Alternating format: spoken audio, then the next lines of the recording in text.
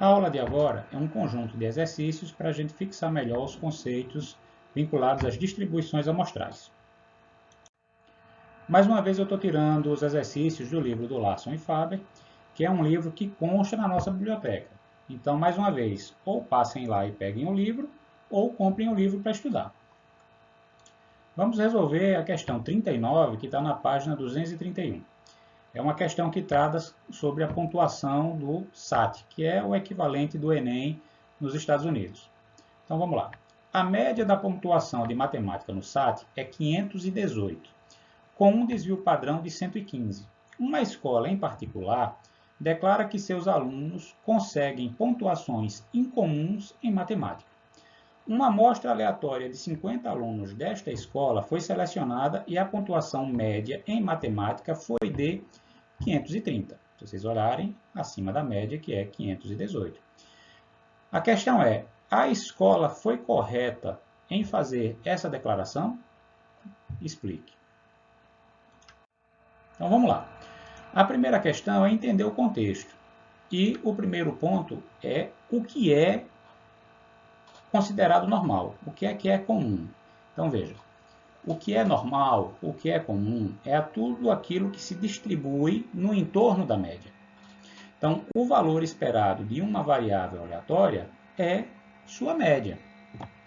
Nesse caso, o que é que não pode ser considerado normal? O que é que pode ser considerado incomum? É tudo aquilo que está muito distante das médias.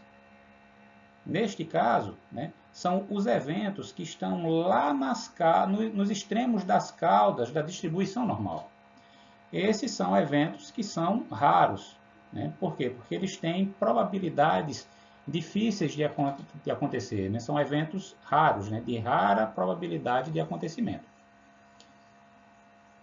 Então veja, o que é uma pontuação incomum? É uma pontuação que tem uma probabilidade muito baixa de ser observada, certo? Então, esse é o ponto. A gente tem duas abordagens para resolver esse problema. Eu vou mostrar aqui a primeira abordagem. A primeira abordagem, ela trata do valor P, ou seja, a gente precisa definir um limite de aceitação. O que é raro? Certo? Neste caso, raro são eventos que têm uma probabilidade menor do que 5%. Esse é o valor de referência. Mas a gente tem 3 popstar, 1%, 5% e 10%. São os valores de referência. A pergunta que a gente precisa responder é o seguinte: a evidência observada, ou seja, a média da escola, conduz a um evento associado a que probabilidade? Essa é a pergunta que a gente tem que se resolver. Se a gente encontrar uma probabilidade menor do que 5%, a gente está diante de um evento raro o suficiente para ser considerado incomum. Se a probabilidade que a gente achar for maior do que 5%, esse evento não é raro o suficiente para ser considerado incomum. Ele é um evento comum, ele é um evento normal, corriqueiro. Então vamos lá. Como é que a gente expressa essa questão que foi posta em termos matemáticos? A gente expressa desse jeito: P igual a probabilidade de x ser menor do que um x barra. Que é a mesma coisa que a gente definir isso em termos de z, onde z é menor ou igual a um zzinho. Quem é esse z? Veja, ele é calculado por essa expressãozinha aqui. Ó. Z é igual a x barra menos μ dividido pelo desvio padrão original dividido pela raiz de n. Quando a gente pega os dados do problema, quem foi a média da escola? 530. Quem é a média do exame? 518. Quem é o desvio padrão? 115. Veja, do exame inteiro, não da escola. A amostra tinha 50 elementos. Quando a gente faz essa conta, encontra um z de 0,738. Isso nos conduz a uma probabilidade de 0,7704, ou seja, 77% de probabilidade. Esse é um valor tabelado. Logo, quem é a probabilidade que a gente está procurando? 77%, que é maior do que 5%. Logo, como P é maior do que 5%, o resultado obtido pela escola não pode ser considerado incomum, não pode ser considerado raro. Ele é um evento normal, comum. Então, a escola não foi correta em fazer essa afirmação. Aqui é, mais uma vez, só para mostrar como é que a gente acha o valor da probabilidade dado um z calculado. Se vocês perceberem aqui, eu estou arredondando o 0,738 para 0,74. Né? Então, vejam só, eu entrei na linha que tem o 0,7 e fui atrás da coluna que tem o 0,04.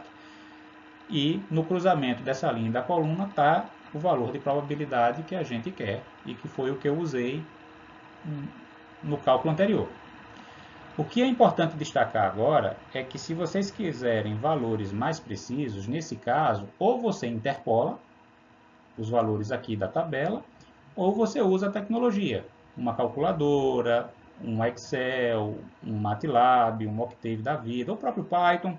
São formas que você tem de calcular esse valor aí com mais casas decimais. A segunda abordagem é a chamada abordagem dos valores críticos. Então vejam só, a gente sabe, né, que para cada valor de x existe uma probabilidade. A recíproca é verdadeira. Se eu tenho uma probabilidade, vai existir um valor associado a ela, um valor observável.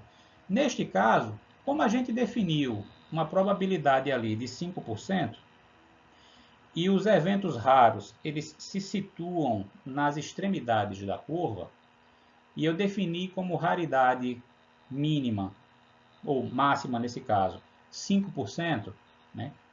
Probabilidades menores do que isso são mais raras ainda. Então, o limite máximo é 5%.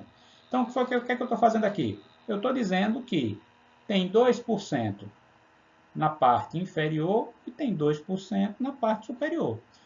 Então, veja, 2,5% e 97,5% são os valores limites. Então, veja, quando eu pego esses dois valores, 2,5% e 97,5%, eu vou encontrar um z crítico de mais ou menos 1,96. Então, o evento que tiver um z que caia entre esses dois limites, ele é um evento comum, ele não é um evento raro. Então, veja, ele só vai ser um evento raro se o z calculado estiver fora desse intervalo, ou seja, ele for menor do que menos z crítico, ou ele for maior do que o z crítico, ou seja, ele estiver realmente bem nas pontas, bem nas extremidades da curva normal. Então, veja, a pergunta agora, que é equivalente, ela é só posta de um jeitinho um pouquinho diferente. A evidência observada conduz a qual z? Como a gente calculou lá, o z é igual a 0,738.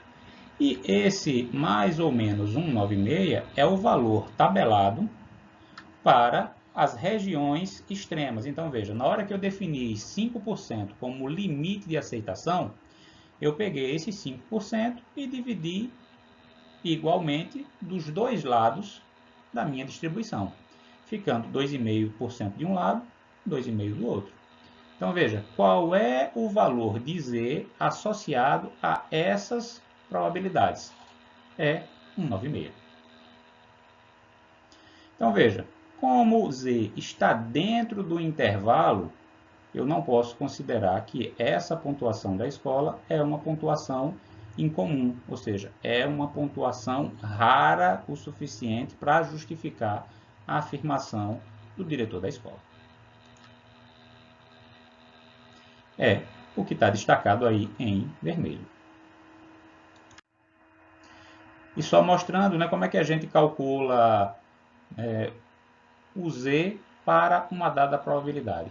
Então, como eu falei, os valores que estão aqui no meio da tabela, eles são as probabilidades acumuladas. Então, como eu estou interessado numa probabilidade de 2,5%, eu vou aqui, acho exatamente o valor, ou o valor mais próximo, e vejo quem é a linha e quem é a coluna. Neste caso, menos 196.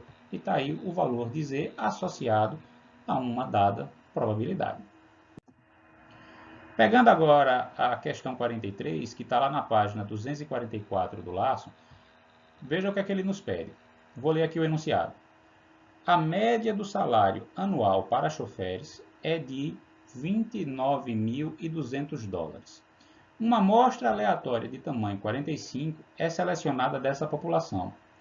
Qual é a probabilidade de que a média dos salários anuais seja A, menos que 29.000 e B, mais que 31.000? Assuma que o desvio padrão populacional é de 1.500 dólares. Como é que a gente resolve isso? Então, aqui os dados de entrada, a média populacional 29.200, o desvio padrão populacional 1.500 e o tamanho da amostra 45. No item A, ele me pergunta qual é a probabilidade de que a média dos salários anuais seja menos do que 29.000. Ok. Primeiro passo. Quem é o Z? Vamos calcular essa criança. Então, veja, a evidência que a gente tem, ou seja, a amostra que a gente tem na mão, nos conduz a um Z calculado de 0,8944. Ok. Segundo passo é calcular quem é P. Então, eu preciso entrar na tabela com esse Z e descobrir quem é o P.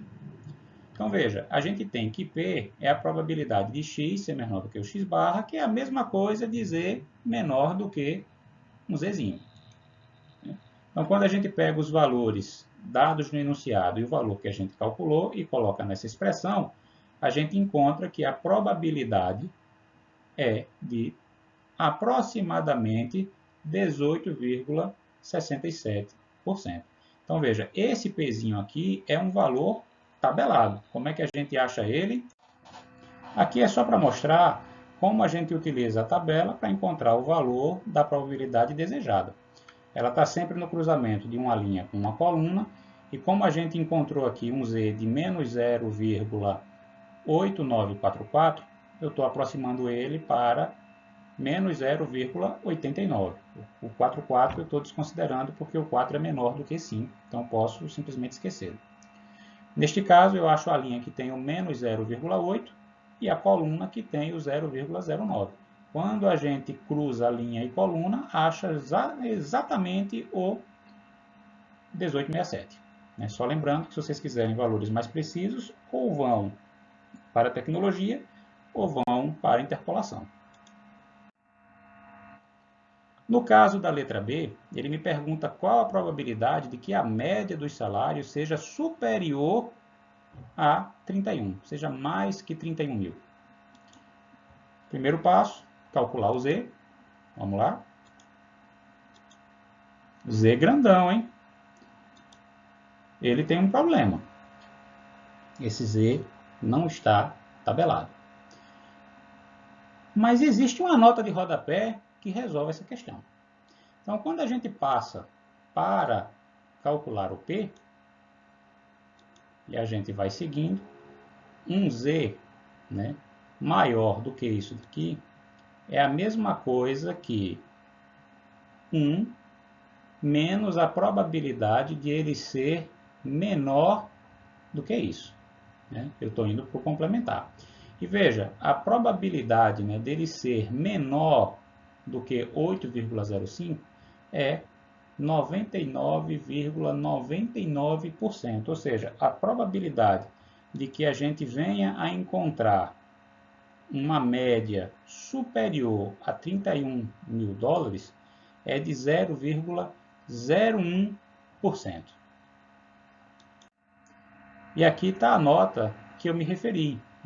Então, veja, como a tabela vai a, no máximo, 3,4, e a gente encontrou um Z de 8, ele não está tabelado aí, mas o que é que ele diz? Para valores acima de, utilize um P de 0,9999, que foi o que eu utilizei lá. Qualquer coisa, vocês podem usar a tecnologia e vão ver que o número, a diferença vai estar lá nas casas decimais para além da quarta. então não justifica o esforço.